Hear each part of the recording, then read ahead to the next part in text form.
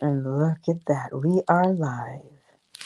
So, we're, I will do my best to get through 3 lectures tonight because there's 9 lectures and they are all awesome. Be what you wish, be what you believe. But I'm just going to read them in order. So, they're really good lectures. And let's see, I have to flip over. So, um, Marquise, would you mind being a moderator for me? Because I don't see over on this side. Yeah, for sure. I got you. So, would you like me to bring people up? Yeah, and if you invite them and they come, great. If not, then they're there at least. At least they're acknowledged. That's what I want them to be, acknowledged, because I don't see this side of things. Emmanuel, hello. Nice to meet you, Emmanuel. All right, let me flip over here. So tonight we are reading Be What You Wish, Be What You Believe. This is a series of lectures.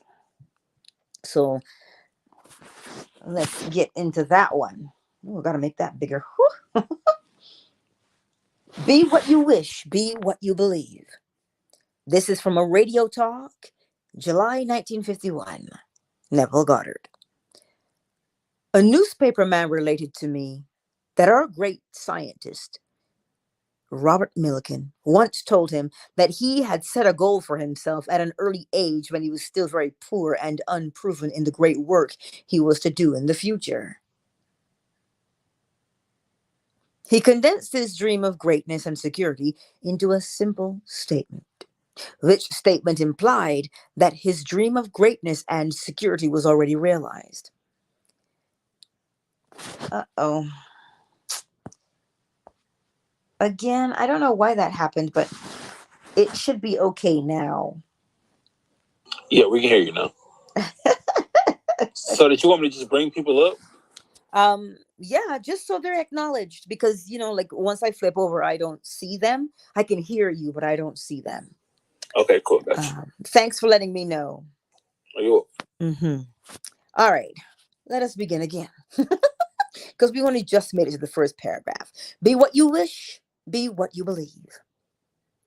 A newspaper man related to me that our great scientist Robert Millikan once told him that he had set a goal for himself at an early age when he was still very poor and unproven in the great work he was to do in the future.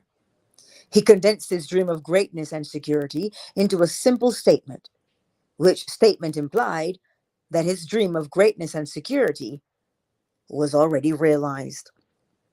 Then he repeated the statement over and over again to himself until the idea of greatness and security filled his mind and crowded out all other ideas out of his consciousness. These may not have been the words of Dr. Millikan, but they are those given to me, and I quote, I have a lavish, steady, dependable income consistent with integrity and mutual benefit. I have a lavish, steady, dependable income consistent with integrity and mutual benefit. One more time. I have a lavish, steady, dependable income consistent with integrity and mutual benefit. As I have said repeatedly, everything depends upon our attitude towards ourselves. That which we will not affirm as true of ourselves cannot develop in our life. Dr. Millikan wrote his dream of greatness and security in the first person present tense. He did not say, I will be great, I will be secure, for that would have implied that he was not great and secure. Instead, he made his future dream a present fact. I have, said he, a lavish, steady, dependable income consistent with integrity and mutual benefit. The future dream must become a present fact in the mind of him who seeks to realize it. He must, or we must, experience in imagination what we would experience in reality in the event we achieved our goal. For the soul imagining itself into a situation takes on the results of that imaginary act. If it does not imagine itself into a situation, it is ever free of the result. It is the purpose of this teaching to lift us to a higher state of consciousness, to stir the highest in us to confidence and self assertion. For that which stirs the highest in us is our teacher and healer. The very first word of correction or cure is always arise. If we are to understand the reason for this constant command of the Bible to arise, we must recognize that the universe understood internally is an infinite series of levels, and man is what he is according to where he is in that series. As we are lifted up in consciousness, our world reshapes itself in harmony with the level to which we are lifted. He who rises from his prayer a better man, his prayer has been granted. To change the present state, we, like Dr. Millikan, must rise to a higher level of consciousness. This rise is accomplished by affirming that we are already that which we want to be, by assuming the feeling of the wish fulfilled. The drama of life is a psychological one, which we bring to pass by our attitudes rather than by our acts. There is no escape from our present predicament except by a radical psychological transformation. Everything depends upon our attitude towards ourselves. That which we will not affirm as true of ourselves will not develop in our lives. We hear much of the humble man, the meek man, but what is meant by a meek man? He is not poor and groveling, the proverbial doormat, as he is generally conceived to be. Men who make themselves as worms in their own sight have lost the vision of that life, into the likeness of which it is the true purpose of the Spirit to transform this life. Men should take their measurements not from life as they see it, but from men like Dr. Millikan, who, while poor and unproven, dared to assume, I have a lavish, steady, dependable income, consistent with integrity and mutual benefit. Such men are the meek of the Gospels, the men who inherit the earth. Any concept of self less than the best robs us of the earth. The promise is, blessed are the meek, for they shall inherit the earth. In the original text, the word translated as meek is the opposite of the words resentful, angry.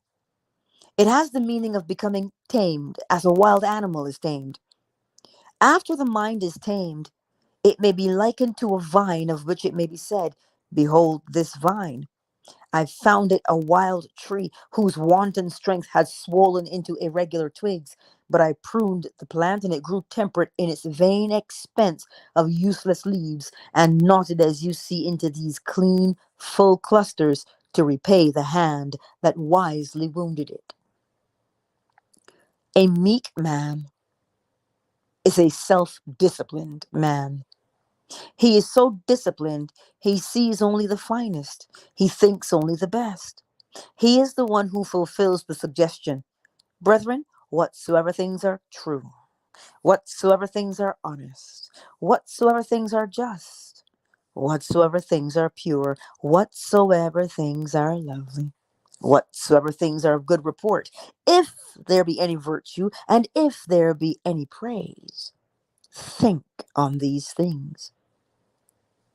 We rise to a higher level of consciousness, not because we have curbed our passions, but because we have cultivated our virtues. In truth, a meek man is a man in complete control of his moods, and his moods are the highest, for he knows he must keep a high mood if he would walk with the highest. It is my belief that all men can, like Dr. Millikan, change the course of their lives. I believe that Dr. Millikan's technique of making his desire a present fact to himself is of great importance to any seeker after the truth. It is also his high purpose to be of mutual benefit that is inevitably the goal of us all. It is much easier to imagine the good of all than to be purely selfish in our imagining. By our imagination, by our affirmations, we can change our world. We can change our future. To the man of high purpose, to the disciplined man, this is a natural measure. So let us all become disciplined men. Let's see. He's telling you about his service he's going to be teaching at. It says the next subject matter near to the hearts of us all would be changing your future. He says, if you are observant, you will notice the swift echo or response to your every mood in this message, and you will be able to key it to the circumstances of your daily life. When we are certain of the relationship of mood to circumstance in our lives, we welcome what befalls us. We know that all we meet is part of ourselves.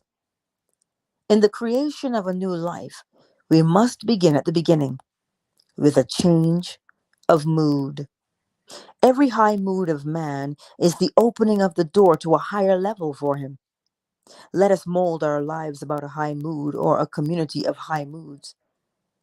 Individuals as well as communities grow spiritually in proportion as they rise to a higher ideal. If their ideal is lowered, they sink to its depths. If their ideal is exalted, they are elevated to heights unimagined. We must keep the high mood if we would walk with the highest. The heights also were meant for habitation. All forms of the creative imagination imply elements of feeling. Feeling is the ferment without which no creation is possible. There's nothing wrong with our desire to transcend our present state. There would be no progress in this world were it not for man's dissatisfaction with himself. It is natural for us to seek a more beautiful personal life. It is right that we wish for greater understanding, greater health, greater security. It is stated in the 16th chapter of the Gospel of St. John, heretofore have ye asked for nothing in my name. Ask, and ye shall receive, that your joy may be full. A spiritual revival is needed for mankind. But by spiritual revival, I mean a true religious attitude, one in which each individual himself accepts the challenge of embodying a new and higher value of himself, as Dr. Millikan did. A nation can exhibit no greater wisdom in the mass than it generates in its units. For this reason, I have always preached self help, knowing that if we strive passionately after this kind of self help, that is, to embody a new and higher concept of ourselves, then all other kinds of help will be at our service. The ideal we serve and hope to achieve is ready for a new incarnation. But unless we offer it human parentage, it is incapable of birth. We must affirm that we are already that which we hope to be and live as though we were, knowing, like Dr. Millikan, that our assumption, though false to the outer world, if persisted in, will harden into fact. The perfect man judges not after appearances, he judges righteously. He sees himself and others as he desires himself and them to be. Pardon me. He hears what he wants to hear. He sees and hears only the good. He knows the truth, and the truth sets him free and leads him to good. The truth shall set all mankind free. This is our spiritual revival. Character is largely the result of the direction and persistence of a voluntary attention. Think truly, and thy thoughts shall the world's famine feed. Speak truly, and each word of thine shall be a fruitful seed. Live truly, and thy life shall be a great and noble creed. Lecture number 2. By imagination, we become. How many times have we heard someone say, "Oh, it's only his imagination"? Only his imagination. Man's imagination is the man himself. No man has too little imagination, but few men have disciplined their imagination. Imagination is itself indestructible. Therein lies the horror of its misuse. Daily we pass some stranger on the street and observe him muttering to himself, carrying on an imaginary argument with one not present. He is arguing with vehemence, with fear, or with hatred, not realizing that he is setting in motion by his imagination an unpleasant event which he will presently encounter. The world as imagination sees it is the real world. Not facts, but figments of the imagination shape our daily lives. It is the exact and literal minded who live in a fictitious world. Only imagination can restore the Eden from which experience has driven us out. Imagination is the sense by which we perceived the above, the power by which we resolve vision into being. Every stage of man's progress is made by the exercise of the imagination. It is only because men do not perfectly imagine and believe that their results are sometimes uncertain when they might always be perfectly certain. Determined imagination is the beginning of all successful operation. The imagination alone is the means of fulfilling the intention. The man who at will can call up whatever image he pleases is by virtue of the power of his imagination least of all subject to caprice. The solitary or captive can, by intensity of imagination and feeling, affect myriads so that he can act through many men and speak through many voices.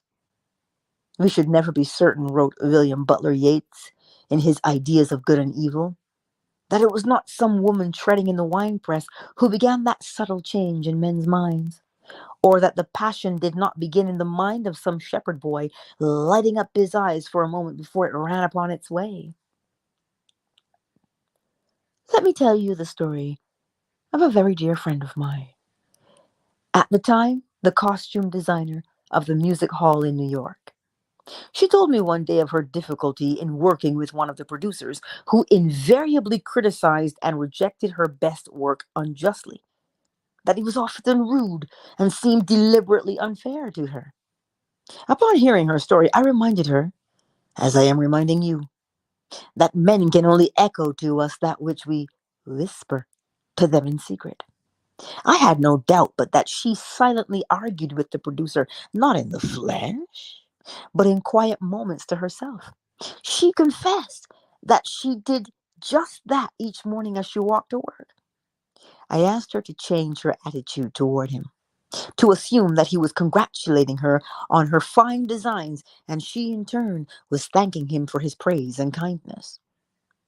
This young designer took my advice, and as she walked to the theater, she imagined the perfect relationship of the producer praising her work, and she in turn responding with gratitude for his appreciation.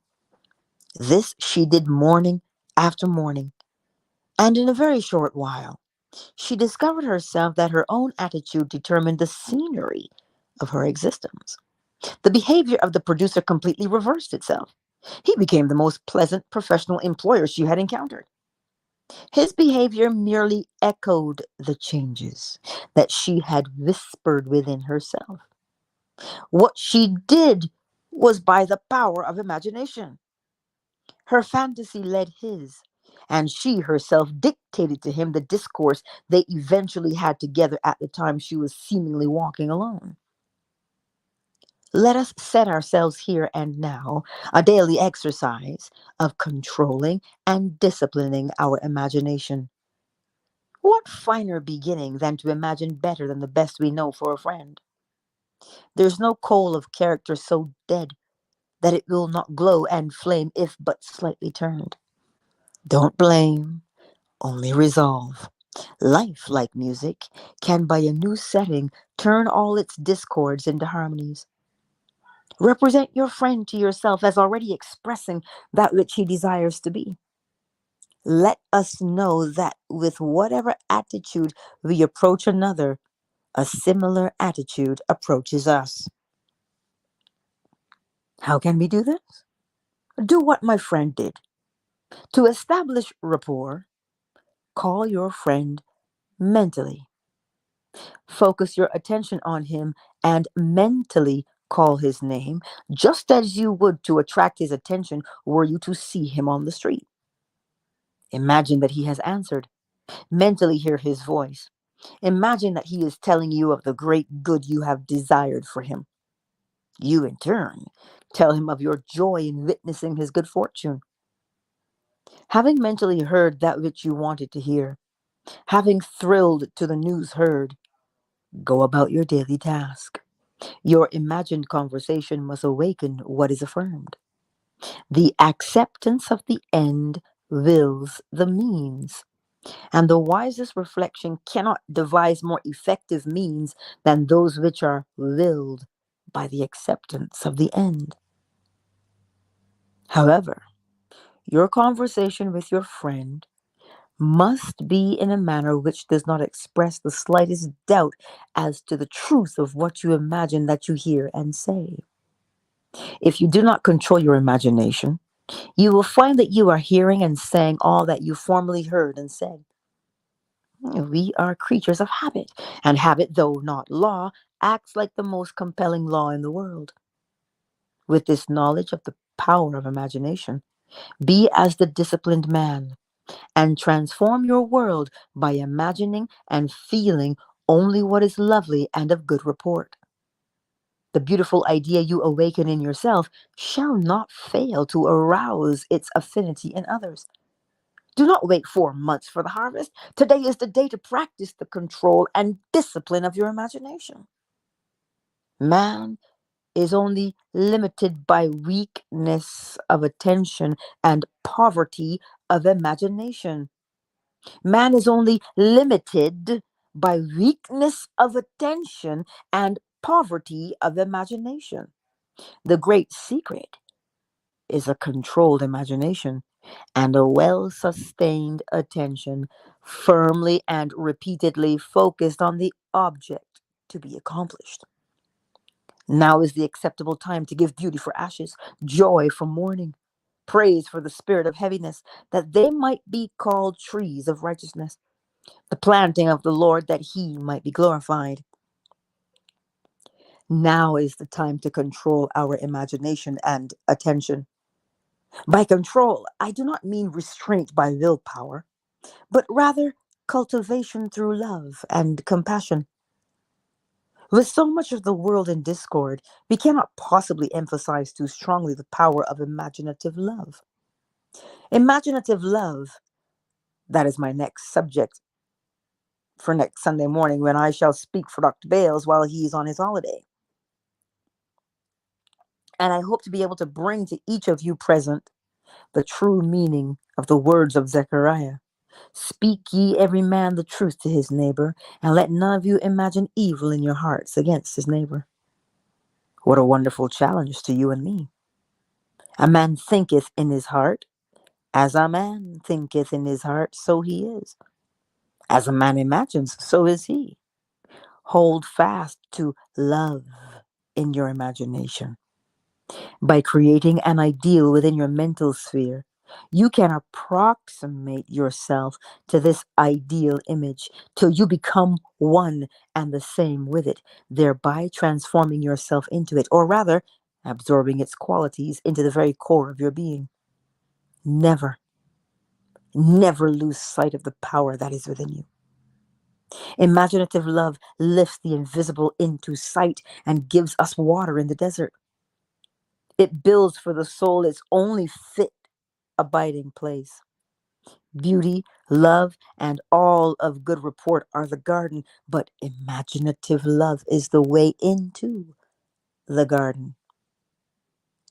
Sow an imaginary conversation, you reap an act. Sow an act, you reap a habit. Sow a habit, you reap a character. Sow a character, you reap your destiny. By imagination, we are all reaping our destinies, whether they be good, bad, or indifferent. Imagination has full power of objective realization, and every stage of man's progress or regression is made by the exercise of imagination. I believe with William Blake, what seems to be is to those to whom it seems to be, and is productive of the most dreadful consequences to those to whom it seems to be, even of torments, despair, and eternal death. By imagination and desire, we become what we desire to be. Let us affirm to ourselves that we are what we imagine. If we persist in the assumption that we are what we wish to be, we will become transformed into that which we have imagined ourselves to be. We were born by a natural miracle of love, and for a brief space of time our needs were all another's care. In that simple truth lies the secret of life. Except by love, we cannot truly live at all. Our parents, in their separate individualities, have no power to transmit life. So back we come to the basic truth that life is the offering of love. Therefore, no love, no life. Thus, it is rational to say that God is love. Love is our birthright. Love is the fundamental necessity of our life. Do not go seeking for that which you are. Those who go seeking those who go seeking for love only make manifest their own lovelessness, and the loveless never find love. Only the loving find love, and they never have to seek for it. We will close with this lecture, Answered Prayer. Again from July 1951. Have you ever had a prayer answered? What wouldn't men give just to feel certain that when they pray, something definite would happen? For this reason, I would like to take a little time to see why it is that some prayers are answered and some apparently fall on dry ground. When ye pray, believe that ye receive, and ye shall receive. Believe that ye receive is the condition imposed upon man. Unless we believe that we receive, our prayer will not be answered. A prayer granted implies that something is done in consequence of the prayer, which otherwise would not have been done. Therefore, the one who prays is the spring of action, the directing mind, and the one who grants the prayer. Such responsibility man refuses to assume. For responsibility, it seems, is mankind's invisible nightmare. The whole natural world is built on law. Yet, between prayer and its answer, we see no such relation. We feel that God may answer or ignore our prayer, that our prayer may hit the mark or may miss it. The mind is still unwilling to admit that God subjects himself to his own laws. How many people believe that there is between prayer and its answer a relation of cause and effect? Let us take a look at the means employed to heal the 10 lepers as related in the 17th chapter of the Gospel of St. Luke. The thing that strikes us in this story is the method that was used to raise their faith to the needful intensity. We are told that the 10 lepers appealed to Jesus to have mercy on them, that is, to heal them. Jesus ordered them to go and show themselves to the priest. And as they went, they were cleansed. The Mosaic law demanded that when a leper recovered from his disease, he must show himself to the priest to obtain a certificate of restored health. Jesus imposed a test upon the leper's faith and supplied a means by which their faith could be raised to its full potency. If the lepers refused to go, they had no faith, and therefore could not be healed. But if they obeyed him, the full realization of what their journey implied would break upon their minds as they went, and this dynamic thought would heal them. So we read, as they went, they were cleansed. You, no doubt, have often heard the words of that inspiring old hymn, "Oh, what peace we often forfeit. Oh, what needless pain we bear. All because we do not carry everything to God in prayer." Beautiful hymn it is. I myself came to this conviction through experience, being led to brood upon the nature of prayer. I believe in the practice and philosophy of what men call prayer, but not everything that receives that name is really prayer. Prayer is the elevation of the mind to that which we seek. The very first word of correction is always arise. Always lift the mind to that which we seek. This is easily done by assuming the feeling of the wish fulfilled. How would you feel if your prayer were answered? Well, assume that feeling until you experience in imagination what you would experience in reality if your prayer were answered. Prayer means getting into action mentally. It means holding the attention upon the idea of the wish fulfilled until it fills the mind and crowds all other ideas out of the consciousness. This statement that prayer means getting into action mentally and holding um, the attention upon the idea of the wish fulfilled until it fills the mind and crowds all other ideas out of the consciousness does not mean that prayer is a mental effort, an act of will. On the contrary, prayer is to be contrasted with the act of will. Prayer is a surrender. It means abandoning oneself to the feeling of the wish fulfilled. If prayer brings no response, there's something wrong with the prayer, and the fault lies generally in too much effort. Serious confusion arises insofar as men identify the state of prayer with an act of will, instead of contrasting it with an act of will. The sovereign rule is to make no effort, and if this is observed, you will intuitively fall into the right attitude. Creativeness is not an act of will, but a deeper receptiveness, a keener susceptibility.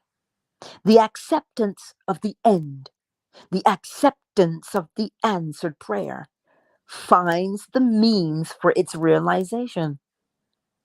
Feel yourself into the state of the answered prayer until the state fills the mind and crowds all other states out of your consciousness.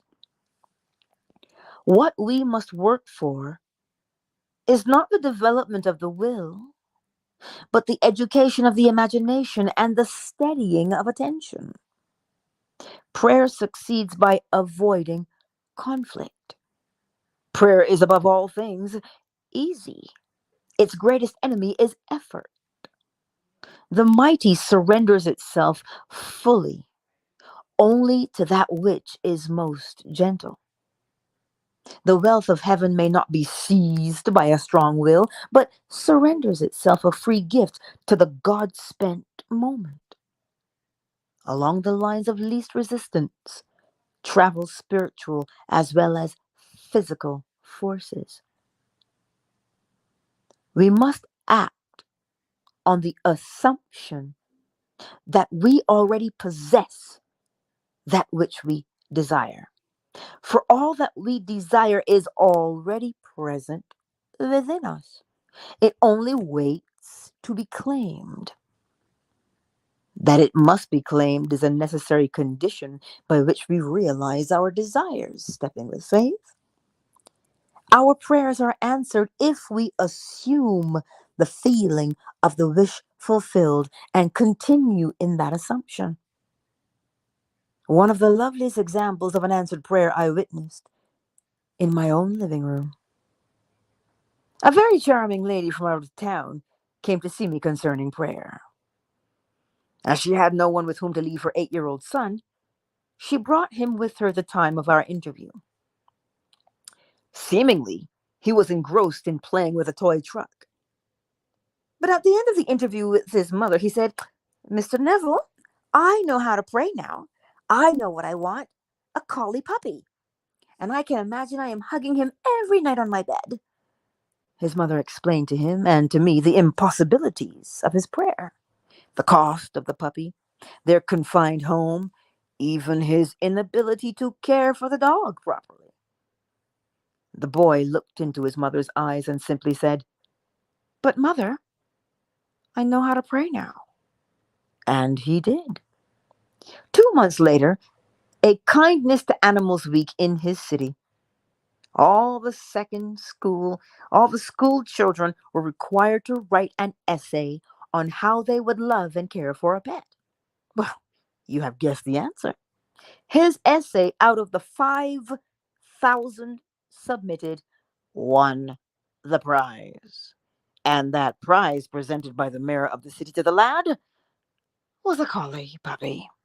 The boy truly assumed the feeling of his wish fulfilled, hugging and loving his puppy every night. Prayer is an act of imaginative love, which is to be the subject of my message next Sunday morning.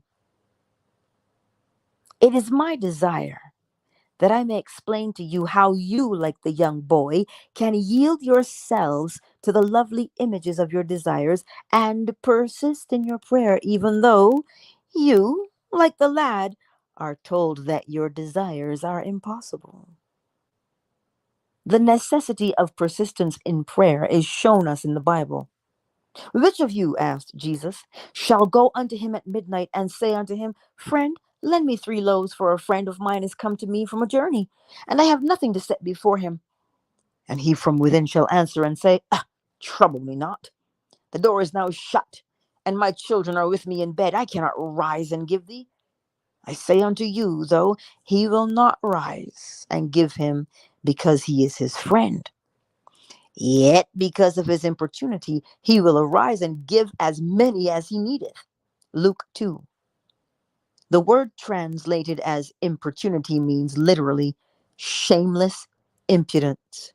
We must persist until we succeed in imagining ourselves into the situation of the answered prayer. The secret of success is found in the word perseverance. The soul imagining itself into the act takes on the results of the act. Not imagining itself into the act, it is ever free from the result. Experience in imagination what you would experience in reality were you already what you want to be, and you will take on the result of that act. Do not experience in imagination what you want to experience in reality, and you will ever be free of the result. When we pray, believe that ye receive, and ye shall receive. One must persist until he reaches his friend on a higher level of consciousness. He must persist until his feeling of the wish fulfilled has all the sensory vividness of reality. Prayer is a controlled waking dream. If we are to pray successfully, we must steady our attention to observe the world as it would be seen by us were our prayer answered. Steadying attention makes no call upon any special faculty, but it does demand control of imagination. We must extend our senses, observe our changed relationship to our world, and trust this observation. The new world is not there to grasp, but to sense, to touch. The best way to observe it is to be intensely aware of it. In other words, we can, by listening as though we heard and by looking as though we saw, actually hear voices and see scenes from within ourselves that are otherwise not audible or visible. With our attention focused on the state desired, the outer world crumbles, and then the world, like music, by a new setting, turns all its discords into harmonies. Life is not a struggle, but a surrender. Our prayers are answered by the powers we invoke, not by those we exert. So long as the eyes take notice, the soul is blind. For the world that moves us is the one we imagine, not the world round about us. We must yield our whole being to the feeling of being the noble one we want to be. If anything is kept back, the prayer is in vain. We often are deprived of our high goal by our effort to possess it. We are called upon the act on the assumption that we already are the man we would be. If we do this without effort, experiencing in imagination what we would experience in the flesh had we realized our goal, we shall find that we do indeed possess it. The healing touch is in our attitude. We need change nothing but our attitude towards it. Assume a virtue if you have it not. Assume the feeling of your wish fulfilled. Pray for my soul. More things are wrought by prayer than this world of dreams. And that is where we conclude tonight. Tomorrow night, we will continue with number 4, meditation. Thank you all for being here and sharing in the reading, because the more we hear, the more we are inspired to test ourselves. Remember, not by force, not by will, surrender. Simply assume it is already done. Right? That is what we do. Marquise, KZ, Flo, Smiles, Miss Deborah, Stepping with Faith, Marquise again, Emmanuel. It is always a pleasure to see you. Shea Butter. And for the others who have not made themselves known, and the replay gang, I see you. So we'll see you tomorrow night, and tomorrow morning. If you're available, 7:30 a.m. Eastern Standard Time for morning inspiration. And then we'll go from there. But practice as you put your head down tonight. Assume that the thing you pray for, remember, you're not asking. You're not begging. You're not pleading. You are simply claiming. And if you believe that you have received it, then you shall receive it.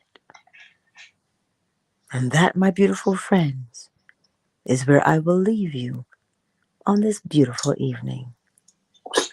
Rest well, my beautiful friends. Rest well. Thank you, thank you. You're so welcome. YouTube, Facebook, and Twitter, thank you for being here also. Much love to you.